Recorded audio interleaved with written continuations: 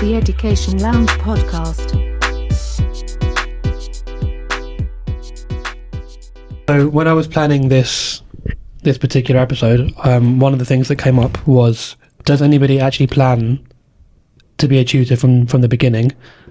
And seeing as you've been a full-time tutor, I wanted to see what your thoughts were. How did you get into tutoring, and what were the steps that led you to be with us? Well, no. First of all, I can't pretend as if I planned on becoming a tutor. I didn't.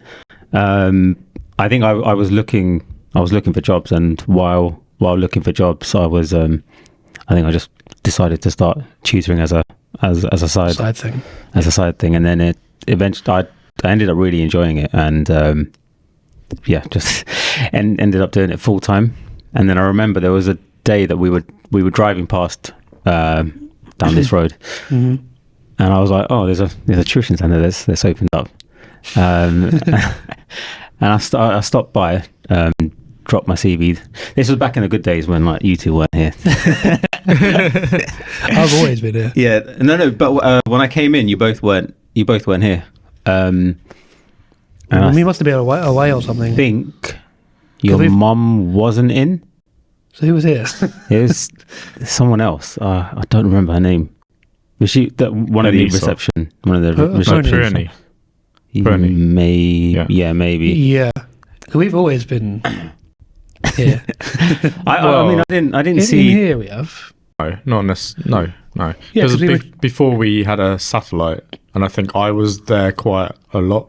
Yeah, because I didn't see either one of you. I didn't see you for months, and I didn't see John for like a good year or so after. I'd heard of you.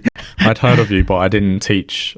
Like, as in, I didn't teach in the centre generally, apart from Saturdays. So I was only doing Saturdays. Oh, okay. And we had that. I don't remember. I didn't have time because I was at uni. Oh, 2014. Yeah, I did my other. Yeah, I was doing another degree. Okay, I don't know what I was doing. oh, your masters, right? Yeah. So I needed something that worked on Saturday. Yeah. Yeah. So yeah, I knew of you because I'd heard him talk Heard the about name, you. yeah. But So yeah, sorry, carry on. You were saying the infamous. No. What was that? I lost. so you came in, you handed your CV into. Oh yeah, into yeah. here, And then I think I got a call back from Pune again, asking me to come in for a trial lesson, and then I've been here ever since. Can't get rid of him. Yeah. So what was it you were looking to do before? Like when as tutoring was as a side thing, what was the main? So something within the finance world. Yeah. Something sort of where I could use the skills that I picked up on during my degrees. But yeah, when I started to tutor, I really enjoyed it, and also I realised it was taking up also quite a bit of my time. But because I was enjoying it, I just thought, let's just do this. Yeah. And I think that's sort of my story, my start. Yeah, mine was fairly similar. Like I did graphic design at uni, and I was looking for design jobs and tutoring on the side, as I have been since before I went to uni. Actually, since the age of 17, I was tutoring on a Saturday and stuff, like we were talking about. It's a very long time. Yeah, and then went to uni, did design and everything else. Started applying for like design jobs when I got back. Most of them at that time didn't really lead anywhere. I did a bit of freelancing and that, and then sort of combined the two together. So I combined what I'd learned from design and what I'd learned from tutoring, and we started designing the books, didn't we? Non-verbal, verbal books, that sort of stuff.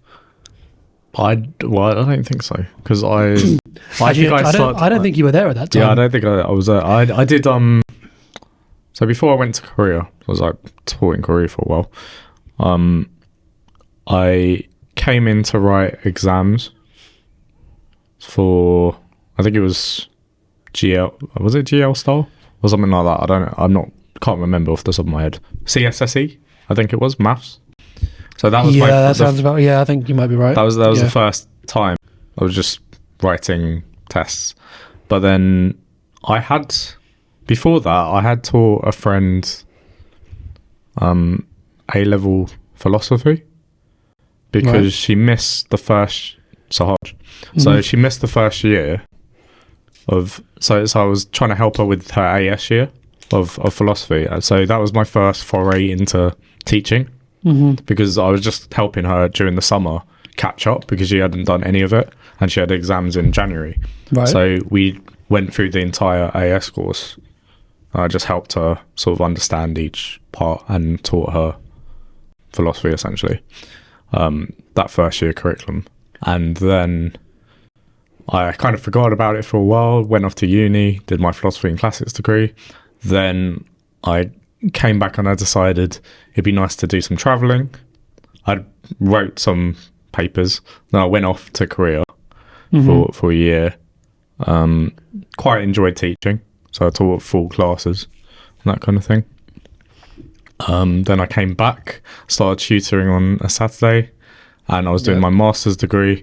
I heard about this guy called Tutors, and then I kind of got more and more into it and started picking up more and more hours. Just tutoring a lot of things actually, because at one point I think I was teaching everything. Yeah, I was teaching. Yeah, I was teaching like all five subjects I was doing. It's kind of what happens at the beginning of like a startup, isn't it? You have many different hats that you have to wear. Yeah, and you have to wear them all at the same time. Yeah. So I was trying to teach biology, trying to teach chemistry. Yeah, I was relatively good at physics, but like it was fairly difficult. And then I was trying to manage like quite a lot of diverse year groups and that kind of thing. This is quite challenging. I mean, we started with 11 plus, and it was the 11 plus kids that were with us that then sort of said like, oh, we're going into secondary, can we get help with this? And we're like, I don't really do that. It's like, well, can you start? And then yeah I basically took secondary, and then you started doing weekday sessions for maths. Yeah. And that probably helped me quite a lot because I could. And then you started doing Saturdays for maths. Yes. And I was like, thank God, because I had this session where I had like 8 students and they were all different year groups levels, and they were doing different subjects. So it was just a nightmare. So then we started dividing. It's kind of different for us because we now have like 2 centres, looking to expand, that sort of thing. For most people, what are the different points of entry? Because your point of entry was you were doing some tutoring at home. Same with us, we were tutoring, like hiring halls and that sort of stuff. But when you came here, we obviously had this first centre. For most people, that's not really the case. So where do most people start their tutoring journey? I think first of all, make sure you've got an idea of what sort of subjects you like, have a passion for, and also maybe subjects that you're sort of specialists in, and then pop down to your local tuition centre, or maybe if you're at university, see if there's any sort of tutoring roles available there. So what if you? But then a lot of people don't actually join centres. A lot of people just do online one-to-ones, or have people go to their house or go to people's houses themselves, or so I think a good thing is if you want to go that route, then speak to family and friends. That's how we started. Yeah. See if there's anybody that needs help with a particular thing. I don't know if it was just like initially, like I said, the first time I tutored, it was like a friend from school. Yeah. Who needed to catch up quite. She had a whole A-level first year to learn, and I sort of helped her in the summer. And obviously I didn't expect payment or anything like that. That was just, I thought I'd help her out. So that was initially how I got into teaching. Yeah, leverage your connections. That's always true in anything. Any business, yeah. But You could also use some agencies. Yeah. So, like Tutor Hunt is quite. I think Tutor Doctor as well, and some of the others. Like you can join an agency, or pop down to your local centre. I think the difference between a centre and an agency is with a centre you don't have to do any marketing really. Yeah, you might not get as much as you would get for like a pure one-to-one from like going to a family who can afford someone to come around and tutor your child. But when you tutor in a centre, you don't have to worry about finding students, because the whole point of you being there is that they find students for you. Yeah, you've got a bit more job security, I suppose. That's a way of thinking about it. Yeah, whereas if you're tutoring on your own, you have to actively go and find your clients. That's true. Well, it's like the way it works is like a student they go onto like their agency website, search for maths tutor in usually location, because it's quite nice to get it face to face if you can, and then they have a certain budget as well. So like obviously like a filter type thing where it's obviously like a tutor, there's like transparency of prices in terms of what you get for a tutor. Usually if you're a more experienced tutor you can charge more, or sometimes if you've like gone to Oxbridge it's quite an advantage. I mean, sometimes I just think like does that make all the difference in the world? Not necessarily. Like, this is something I wanted to come on to as well a bit later. A lot of people don't view it as a necessity, isn't it? So when you're on your own, it can be difficult to. I think unless you're like specifically, if you're an A-level student, for instance, and you're specifically going for Oxbridge, I think can be useful to have someone who's done the equivalent degree that you're going for, and got onto it and has experience and can help you with the process a little bit, because not just Oxbridge. I think for there's any university. With math subjects, a lot of the like universities want you to do additional exams that you may need help with. Same with medicine, dentistry. So that's one of the great things and quite an empowering thing about a student going and looking and finding a tutor, is you can find someone who suits you. So compatibility. I mean, that's always something that we do consider when we've got, when we put a student in a class. Well, yeah, I mean, that's what the free trial's for. Yeah. Just to see whether they're happy with the way that we work. Yeah. Because different people have different preferences, right? So yeah, definitely the case. Do you think anyone can become a tutor?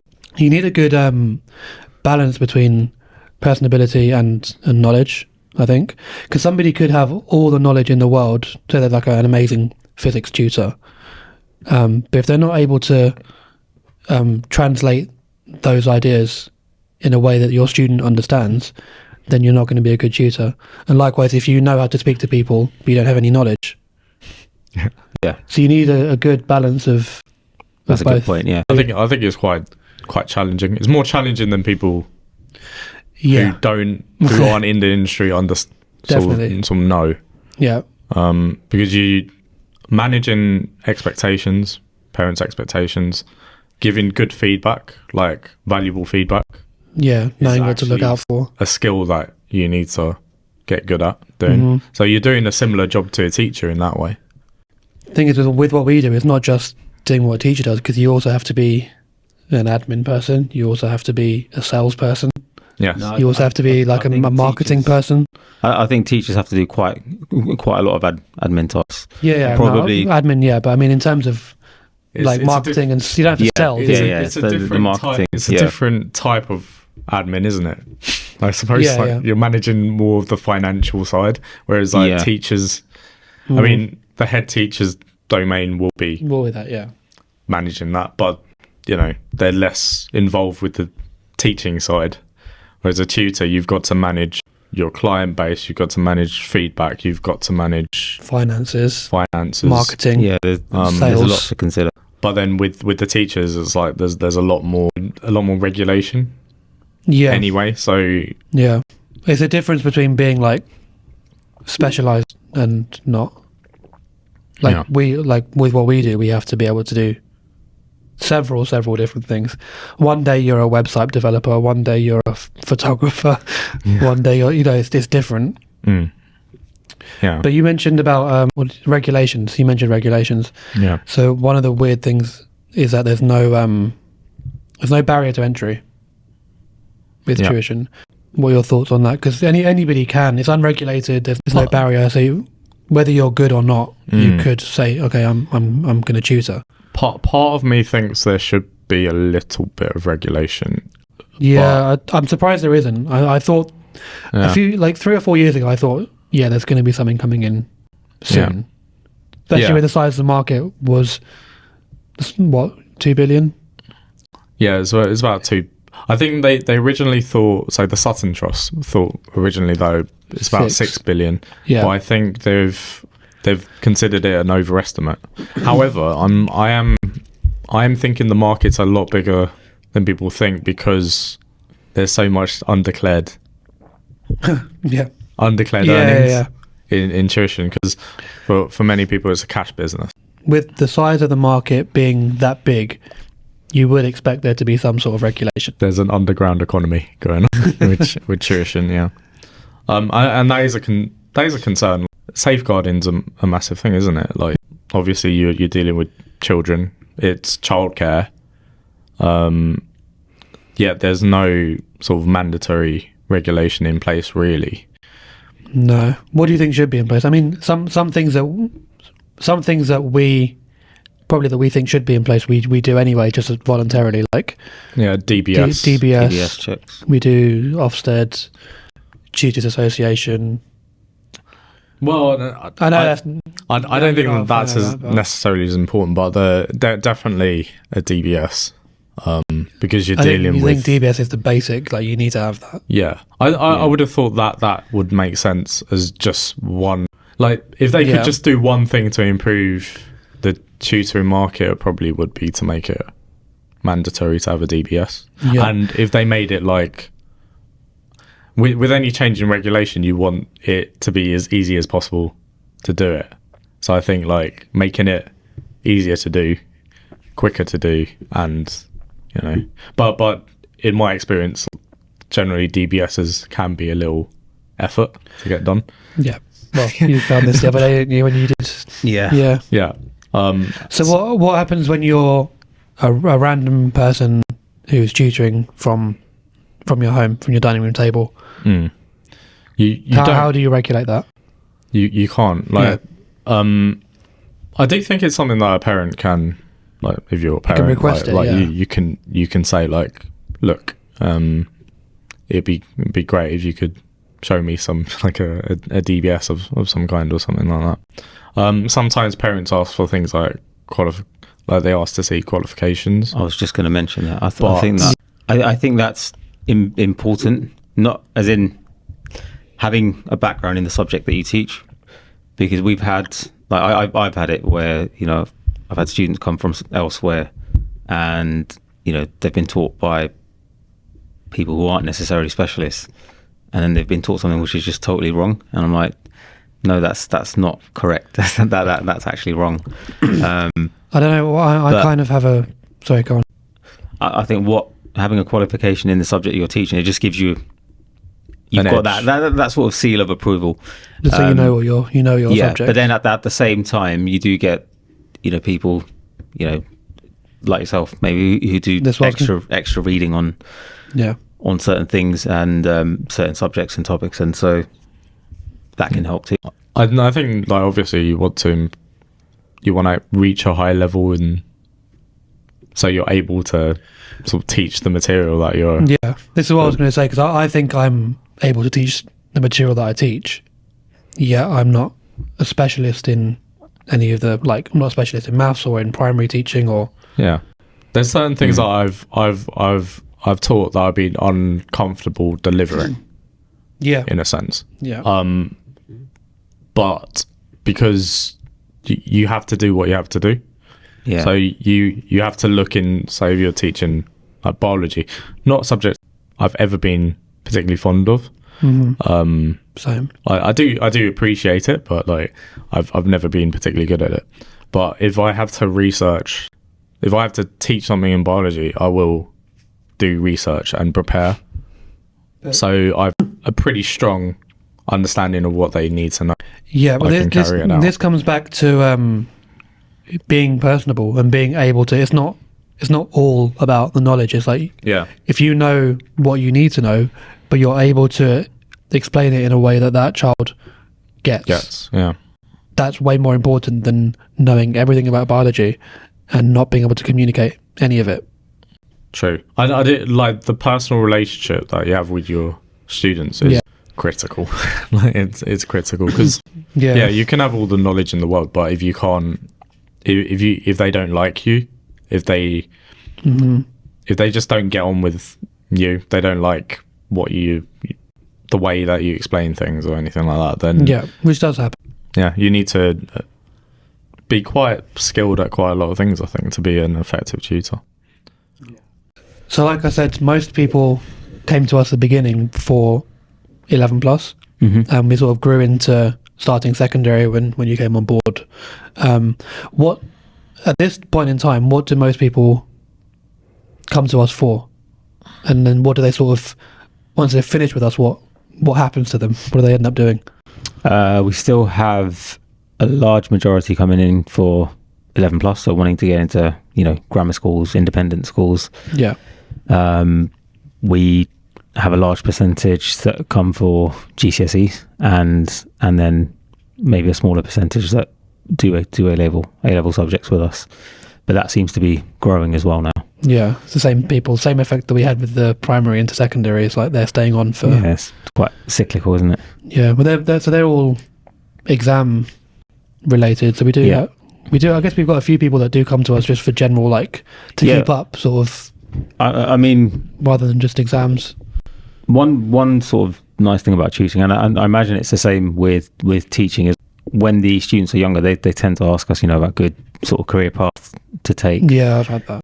And I feel like we've had some sort of impact on them. Yeah. I'm like, be a tutor. No. They want to though. A lot of them want to. Some do. Yeah, well, we've had a few this year, haven't we? That have asked. They're going to see this. but very few want to like do tutoring as their main thing, as sort of something that they can do at university. And we have a lot that ask about medicine, dentistry, the engineering subjects. And we've also had some students go on to become doctors, dentists. Some go into architecture. We've had a few in architecture. I'm trying to think, have we had anyone go into media? Data science as well. Data science, Media, and I don't know. Probably. Probably is, but we just don't know. We don't know all of them. Yeah. I mean, I generally do think it's had a positive effect on like I remember like the one of them who went into architecture. She started when she was like 14-ish, and she was, I'd say, kind of a B student at that time. So like it says something that she was able to get like go to UCL. She did very well. Yeah. I don't think, and I mean, it was the main thing was I saw that she grew in confidence. That was the main thing.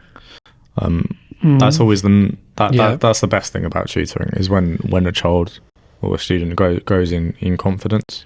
Yeah, and I think it's overlooked a lot. As a tutor, I think you're hoping that confidence translates to then ability in school. Yeah, and because into a lot of your career as well. Like we've had people that have been students with us and then become tutors with us as well in the past. Yeah, throughout their university time and that kind of thing. Yeah. And then they've gone on to do. Well, we had one person who's gone on to do data science. It's quite like machine learning sort of stuff. Quite complex stuff. Yeah. So out of our current tutors, what is everybody doing? Because at the moment, in terms of full time, it's us three, right? Managers, owners, that sort of thing. What about the people that are running the sessions? What are they currently doing? Quite a real mixture of people. Yeah, so we have a few doing medicine. I believe entering their final year. Two, I think. Yeah. Two of them. Wait. No, UCL. Three. Oh, Nicole's finished, isn't he? He's finished, yeah. Yeah. Who else do we have? One that works full time in a bank. Yeah. That's right. Another one who Got a lawyer. Do we have a lawyer? Yeah. Yeah. In the other centre. Yeah. Oh. Chemistry as well. Oh yeah, chemistry degree. Forgot George. And yeah. I've forgotten everyone. Teachers as well. He doesn't care about you. Yeah. Teachers as well, so primary school. Oh, primary school teachers, yeah, obviously, yeah. John Byrne, Chanel, yeah. And Catherine. Yeah. Oh yeah, Catherine. Yeah. They were both on a couple of podcasts ago. About teaching. Yeah. So it's a real mixture of people. That is a side thing though for them, isn't it? Yeah, they're in quite a few hours a week. It's fairly in line with what they're doing, so it's that's not true. really like, massively different, is it? Was it when I was talking to Ibrahim about, so this was just one of our teachers, he doesn't do medicine, and he about like tuition's impact on him, and he said it has helped him so much when he's talking to patients, like it's because he's I like, can see that. Your job as a doctor is to communicate. Well, that's one of the things that you need. You need to be able to communicate things to patients, and he's like, it's really helped because when you talk to students, you need to explain it sometimes in really quite basic terms, and when someone's got like some illness or malady of some kind, you've got to explain it to them in simple terms that they understand, and he says it's translated really well over to, so I think what it does to your soft skills is quite transformative for those who choose to go into it. So probably something that not everyone should try, but like a lot of people should at least maybe try once just to see how it goes. Like just give a free session and just see how. It's not even just talking to students, is it? Because they've got to talk to parents a lot of the time as well. They have to do written feedback. Yeah, you have to adjust how you talk to everyone. Yeah. So I think it's done wonders in that regard. Even talking to us, to other tutors. Yeah. Like talking on the phone is a big thing for me. On the phone. Yeah. Because I was so bad at talking on the phone when I started. Now I think I'm okay-ish. So yeah, you've got a lot better. Yeah. I mean, when I first started, I wasn't good talking in front of people. I wasn't good on leaving voicemails. Oh yeah, no, leaving voicemails is still. No, I still don't feel very comfortable leaving voicemails, but I'll try. Do it. A lot of that comes with age, but a lot of it comes with like actually practicing it. And obviously, we've been doing this for a while now. So yeah, speaking of the medics, they should be on the next episode, hopefully. Yeah, hopefully. Very difficult to get them on. They're so busy. They're so busy all the time. Yeah. But it looks like we're going to find a time soon that. Maybe after their exams, I suppose. No, they go straight into like placements and stuff. I was speaking to them the other day, but they should. Yeah, they'll find time. They should be on the next one, hopefully. What would you say in terms of like advantages and disadvantages of you know what I'm going to say for this, for me, so the best part of my day at least is the actual teaching aspect. Once we've got through all of the admin, endless. I mean, I think we all try and make our classes relatively fun. Helps them to learn. Yeah, I think for me, one of the advantages is just engaging with them, speaking to them. I think it makes me feel young. Like there'll be time. There was what happened the other Saturday.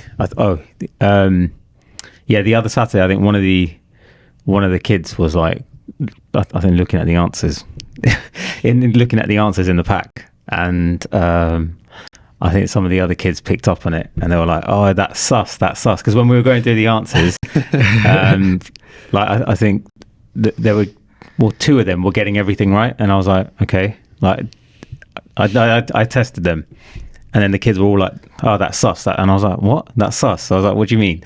And Suspicious. then yeah, I know I'm not that quick.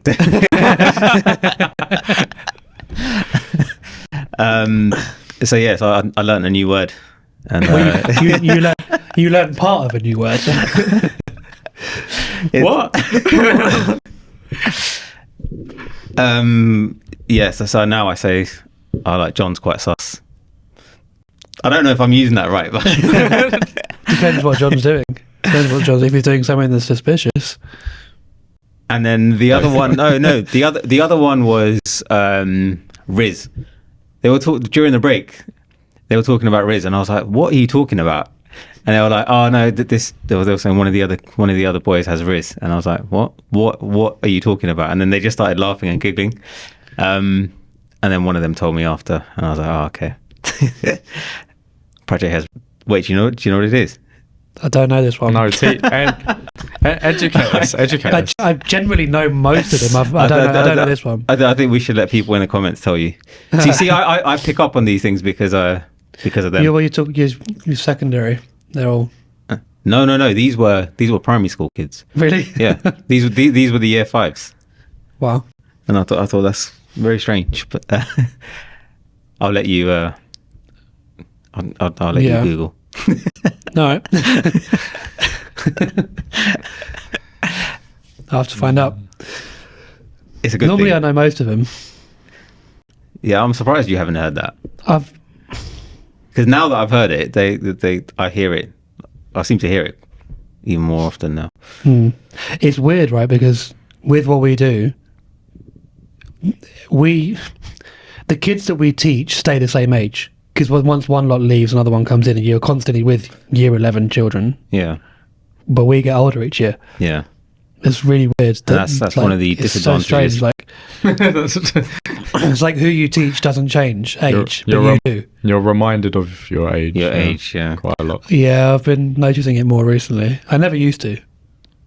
Yes. Yeah. And everyone goes, "Oh, you must be younger than Prajay," to me. Yeah, it's true. Like, I mean, technically you are. yeah. But I mean, they think it's like, I don't know, a few years or something. But it's like a few months. Yeah, it's literally like 3 months. Yeah. Almost to the day. We've had all sorts with regards to age. Yeah. We've had me being considerably older than you lot. And then But you are. and You're then not 48. No.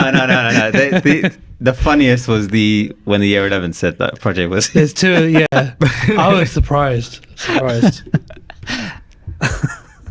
I couldn't stop laughing then. Sometimes I don't know whether they're being serious or not. No. Yeah, I can't tell either.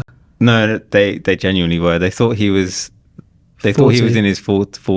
Yeah, I think they said 40 at first.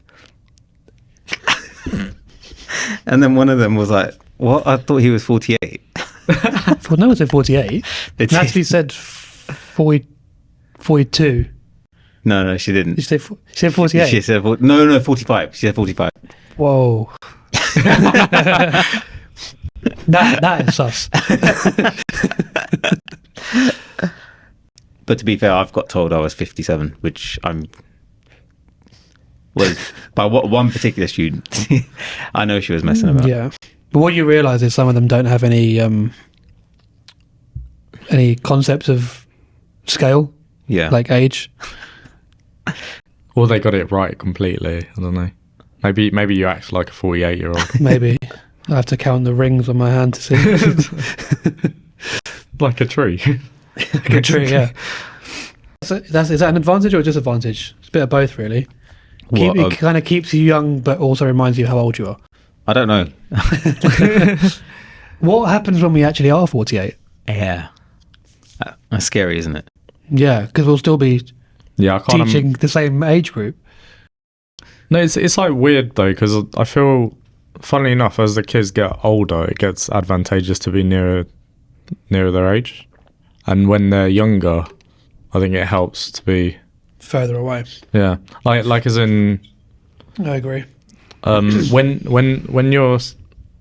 you're younger and you're close to the age and they're teenagers, I don't know, they feel more connected to you, but then More relatable. Yeah, but then I don't know whether it's just the parent, like just my experience dealing with like primary school parents. I think they like someone who's slightly mature, as it were.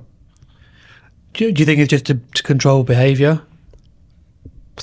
Possibly, yeah. I don't know, the older ones are worse behaved than the younger ones, to be fair. We should get them on. I think some of them are going to come on at some point. They can. I think after they get the results, they'll come back. Crop a few stories. Yeah. Yeah. No, I find so like GCSE kids and stuff like that. I think being closer to them in age is sometimes helpful. I don't know, because they feel like it's more like a mentoring feeling. Yeah. I suppose. Whereas like some of the others, they're a bit more. So the primary school lot, I think, actually as I get older, I get better at handling them. Yeah, actually, you're probably right. Like, and also, But I still see the older lot as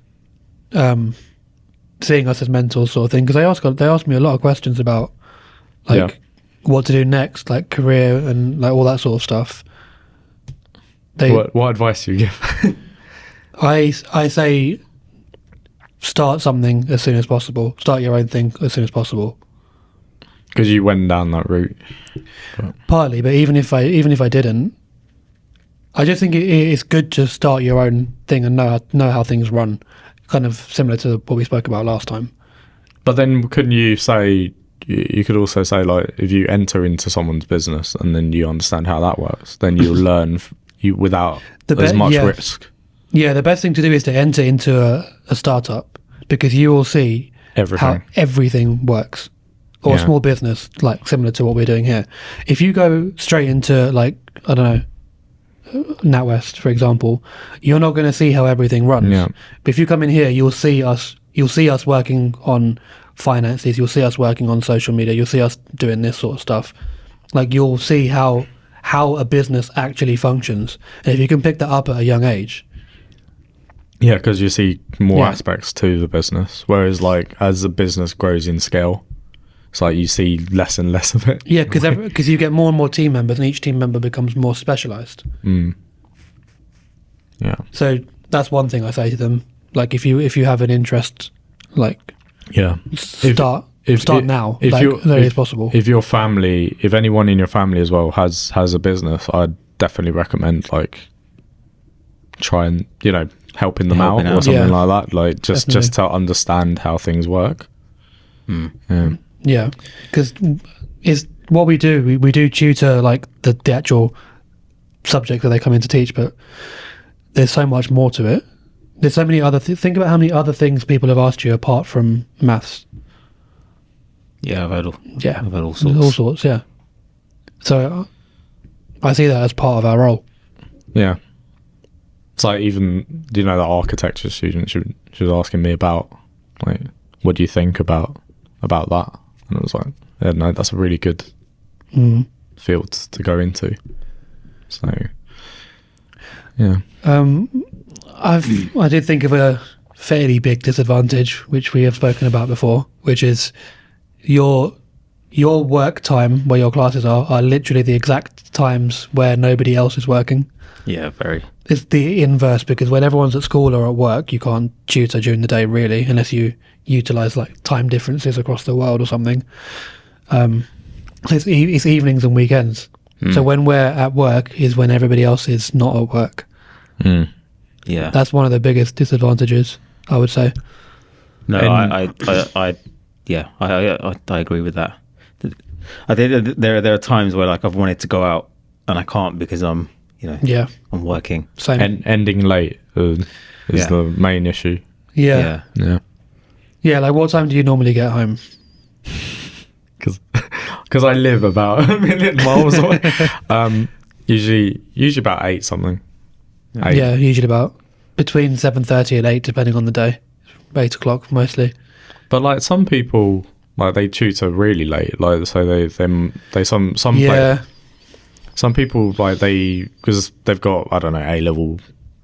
You've had this as well, haven't you? Like you've had late A-level classes or like GCSE classes, like where you're like at 8 o'clock starting a class, and then Yeah, no, I used to be here with Shavage till like 10:30. yeah, 10:30. Yeah. yeah, Wow. he needed it. Yeah, no, I had Yeah. some of my family members that did tutor on the side for a bit. They'd do their full day at work, and then they'd come home. They'd have like cook and have dinner, and then they'll have like kids come over for sessions, like starting at like 9 or something. Wow. That's So, but yeah, Probably the biggest thing is the weekend, because it's like that's the weekend. yeah. And yeah, it's the time when you actually have students free for classes, so it's like you do feel pressure to have classes. I mean, if we didn't have classes weekend, it wouldn't be, well, the business wouldn't work. Wouldn't work, no. But I don't know. Saturdays are stressful, but they're my most enjoyable day. Yeah, Like I don't really. I guess not a lot of people can say this, but I don't feel like I'm coming to work because I enjoy most things that we do. I enjoy, so it doesn't really feel. it depends, because No, I mean, I feel like I'm coming to work. On a Saturday, I feel like I'm coming to work. But then I think I also have lessons like back to back to back. Yeah, you have a lot of hours. Like when I've got like 7 hours on Saturday, I feel like I'm pretty much at my limit. Yeah. Oh yeah, Like I'm like to go to do more than that would be quite. well, you can't because at a certain difficult. point you start getting like brain fog and like delirious. At every point, I'm getting brain fog into.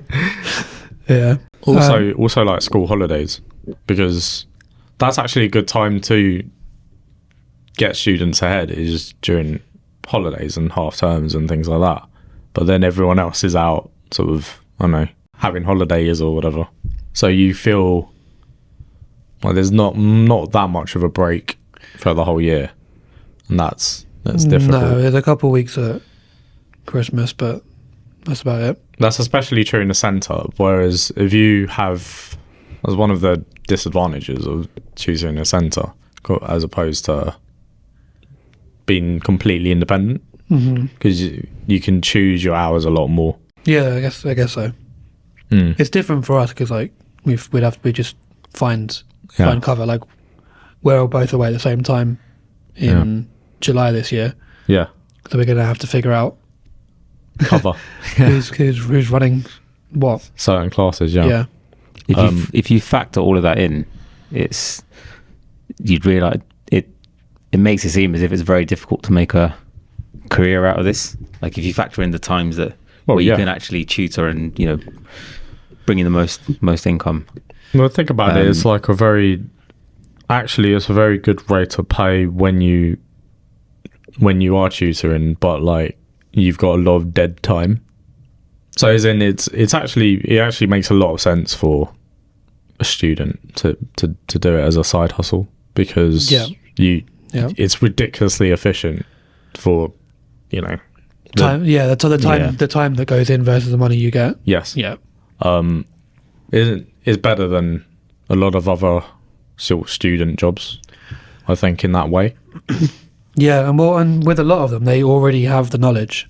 Yeah. So it's just developing the personability side of things, and you're sorted. You think of it as developing yourself as well. You're also getting like a lesson in personal development just by running those classes and that kind of thing. So once people are in, how do they leave? Do they leave? What are the exit strategies of being a tutor? Because it can be quite difficult because when you've got it's very, very difficult to leave halfway through an academic year, because like emotionally, I think, and also because you'll have parents going, you'll definitely have like complaints if you were to do that. You want to take your cohort through no matter what. So if you're not prepared to take your cohort through an academic year, then I wouldn't start in the first place. That's true. It's a good point. Just because you feel sort of obligated. Yeah, when I first joined here, your mum said that the kids had a few different. It's just always stuck in my head. She said they had a few different tutors, and it hadn't, it hadn't helped them that each tutor had left for whatever the reason was.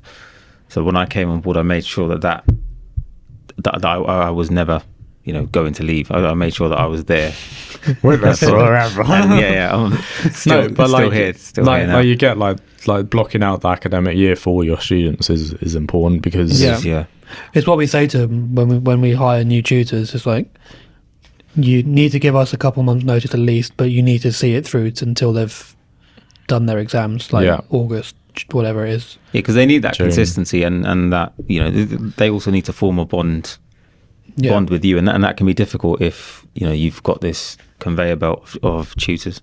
A lot of the time when like we had this with Chavez actually, he had this for his GCSE year. I was basically his science teacher because he had so much disruption in school. So he didn't have a physics tutor or teacher in school, and he didn't have I think there was someone on maternity leave and things like that. So he didn't have a consistent teacher. So I was the most consistent academic presence, and you too, in maths. So he didn't have a lot of kids lack consistency. Yeah, it's again really overlooked how important consistency is. Yeah. Especially when they're younger, it's important. But I think the impact overall on older some of the older students is overlooked. Yeah. So they're still important years, and you need they need some consistency. How many times have you heard of a student having one teacher one year and they really enjoy that teaching, and then their teacher changes, and then they have quite a bad time with it? Because of that, they're with the teacher now that they don't have that same. It is usually maths and physics, isn't it? The STEM subjects. Well, physics is there's a real shortage because I mean, if you do get a physics degree, you can literally do anything after.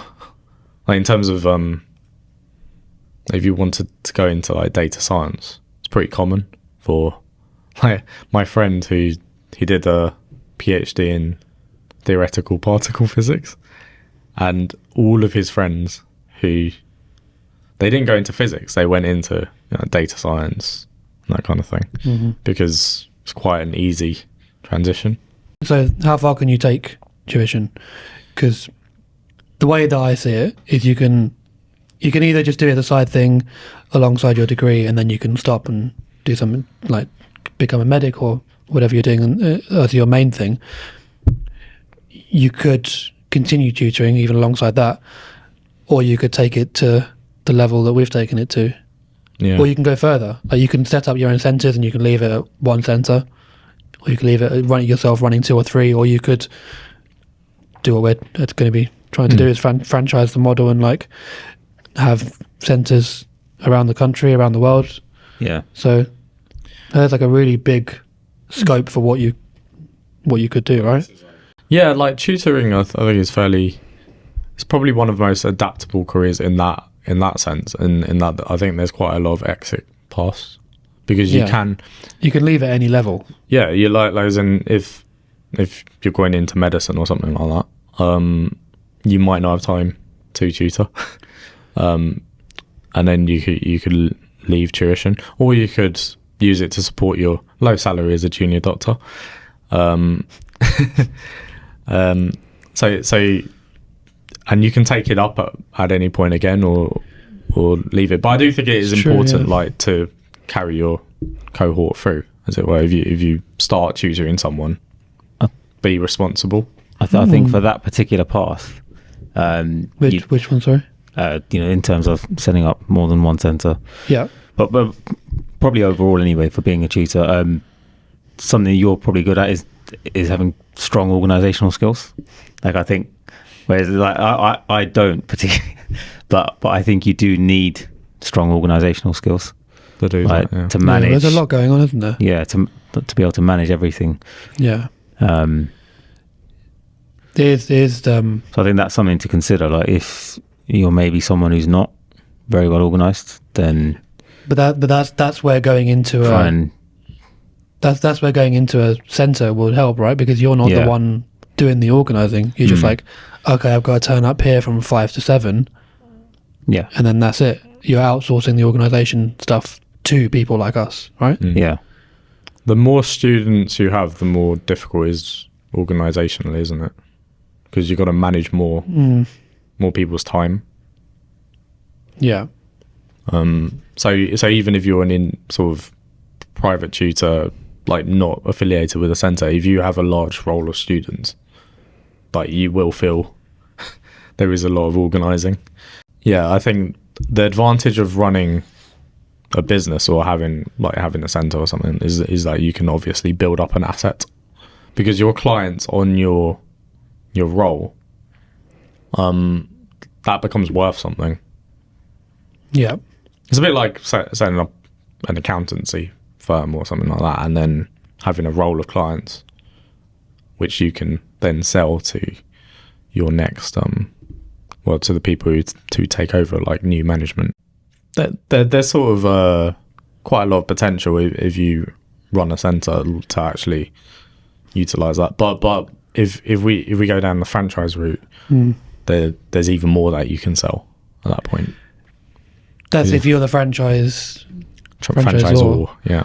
But like we said, if you want to outsource your managing of your tutoring hours, you go to a centre. If you want to outsource your processes as a centre, then you would become a franchisee. Yeah. Because all the processes are laid out, right? All the systems are laid out. Yeah. It's like you pick it up and you just sort of open and everything's sort of ready to go, right? But then even in that instance, if you're a franchisee and you're utilising someone's model, what you build up in your centre or whatever still becomes... It's still your own asset, yeah. So, for some people, they rely on their retirement to like sell their franchise that they've bought for more money than they bought it for. So, yeah, I guess if you do it's still your own business. It's still the more you build it up and the better you make it, the more valuable it's going to be. Yeah.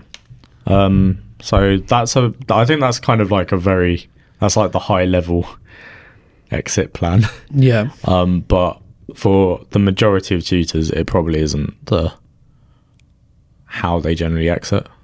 It's generally because there's other commitments in life that get in the way of tuition. Like it can be very antisocial in terms of the hours that you work, and I think a lot of people aren't prepared to do that.